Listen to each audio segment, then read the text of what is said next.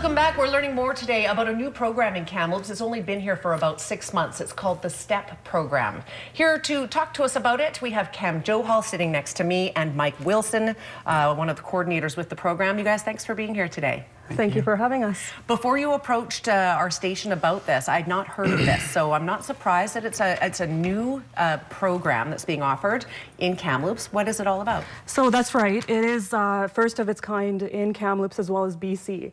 So we were gracious enough to get the grant from CAI, which is the Community Action Initiative, as well as CMHA. And we had a lot of support from our community partners, IHA, CSC, and the Aboriginal Healing Committee. Mm-hmm. Right. So who do you guys help? So we do help individuals that may be struggling with their mental health, their overall well-being. You know, they may have issues with their transportation, housing referrals, you name it. It's very client-focused and client-driven. So depending on what comes out of the intake, we take a look at the individual's need and we go from there. We're looking at augmenting services that are already provided rather than duplicating them. So finding a better fit for people in society. Now, are the people that you deal with, are they marginalized to begin with? Have some of them been incarcerated? Is there a specific clientele that you deal with? Right, so they may or may not have been incarcerated.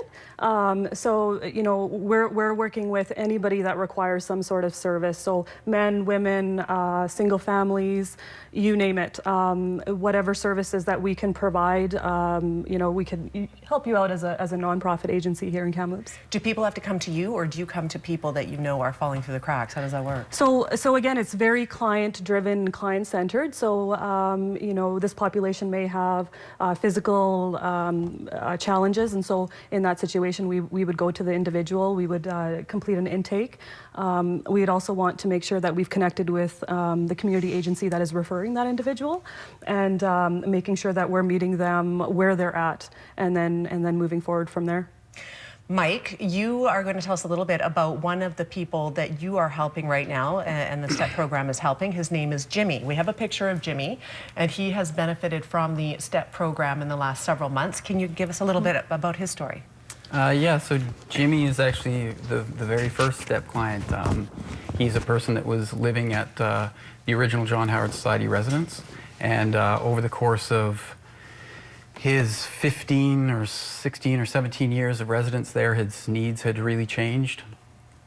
So it was up to the STEP coordinator, my predecessor, and myself to be really instrumental in getting him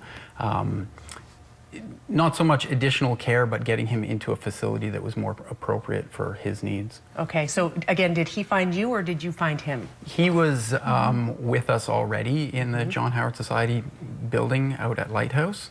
And so he was a person that was obviously very much on our radar and someone that needed help with more services, kind of. Right. Yeah.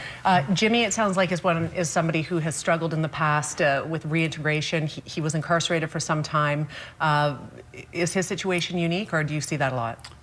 It's definitely not unique.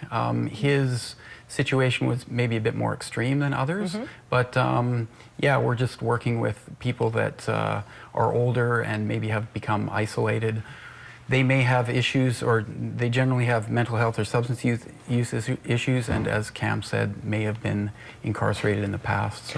So if people want to learn more about this, because we're just about out of time, they think they might know somebody that needs help or so forth, we do have an email address on the screen, camel@jhstr.ca. Is that the best way for people to get a hold of you?